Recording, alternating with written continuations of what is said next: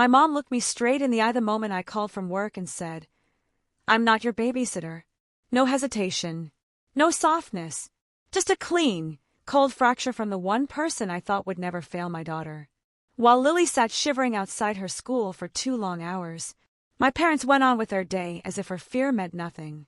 I didn't yell. I didn't argue. I just went silent.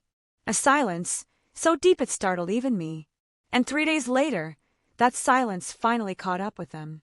Before I tell you what happened, tell me, would you have stayed silent too, or walked away?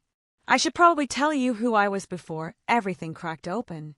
My name is Sophia, 32, a single mom who learned to look calm even when the ground is shifting under her feet. People at work call me reliable, composed. But really, it's a survival skill I learned as a child.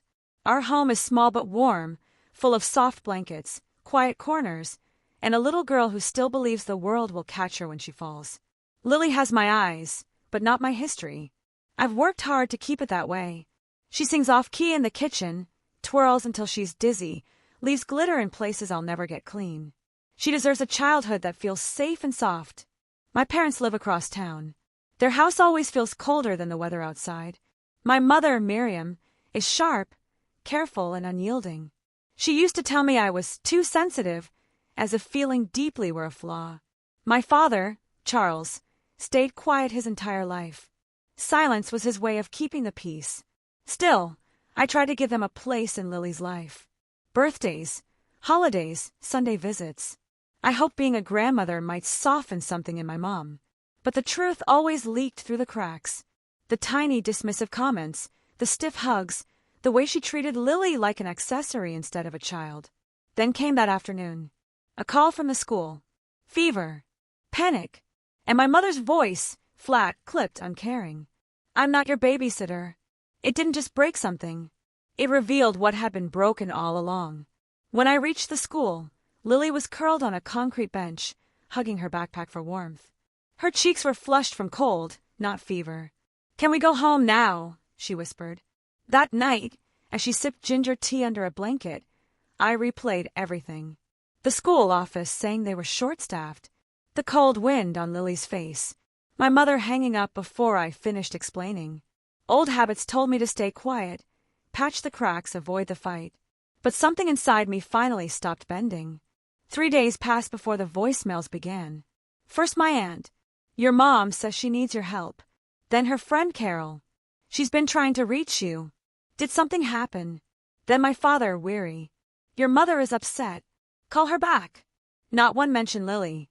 By then, I had already slipped into a familiar stillness, not spite, not anger, just emptiness. The turning point came later that week at a retail store near my parents' neighborhood. Lily and I were grabbing frosting for her class project when I heard, "Sophia." My mother stood at the end of the aisle. Lily didn't run to her, didn't beam with joy. She simply held a box of sprinkles and asked me which one she should choose. My mother bent down, arms open, but Lily didn't move. When my mom straightened, shock cracked her expression. "Why are you here?" "We're going to a baking day," I said. "At Carol's."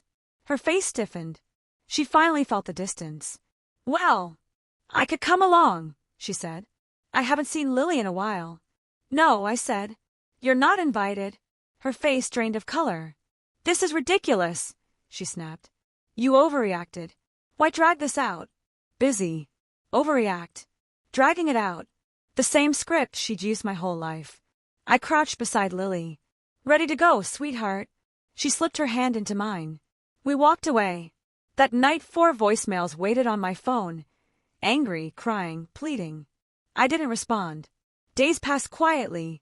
My father begged me to be the bigger person. Rachel, my cousin, sent me updates dripping with judgment. Then an envelope arrived. My parents had updated their will, removing me as executor. It was meant to hurt me. Instead, it clarified everything. By the end of February, I grew used to the quiet. Not peaceful quiet.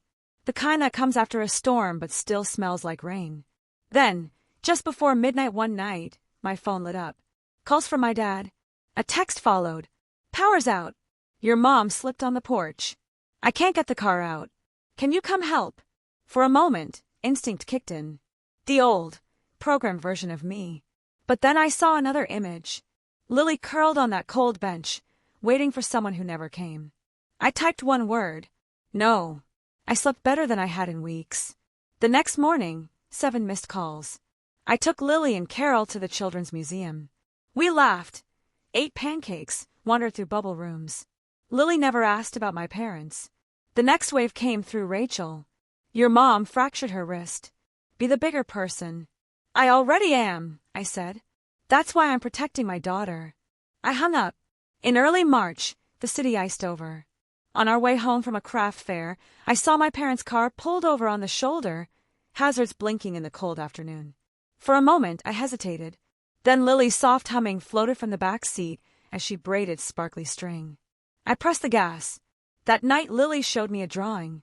A small pink house, 3 figures, me, Lily, and Carol. Do I still have a grandma? She asked. Yes, I said gently. But things are complicated. Maybe she forgot how to be nice, she whispered. That settled something inside me. So that night, I sent a simple message. Do you want to see Lily next weekend? 3 minutes later. Yes. We met at a park, neutral ground. My parents sat stiffly, unsure or quiet. Grandma, will you push me on the swing? Lily asked. My mother looked stunned. She glanced at me. I nodded. She pushed Lily gently, carefully, like she understood the privilege of being there.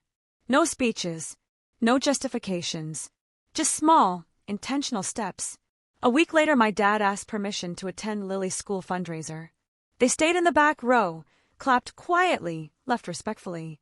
Slowly, another drawing appeared on our fridge. 5 figures this time. And for the first time, it didn't hurt. It felt possible. Not perfect. Not prepared. Just beginning. We didn't rebuild the family we used to have. We built a quieter, healthier one, shaped by boundaries instead of fear. Lily felt safe again. And I finally understood. Protecting her will always matter more than keeping the peace. If this story stayed with you, tell me, where are you listening from? And if you've ever had to draw a hard line with family, share your story below. And subscribe for more.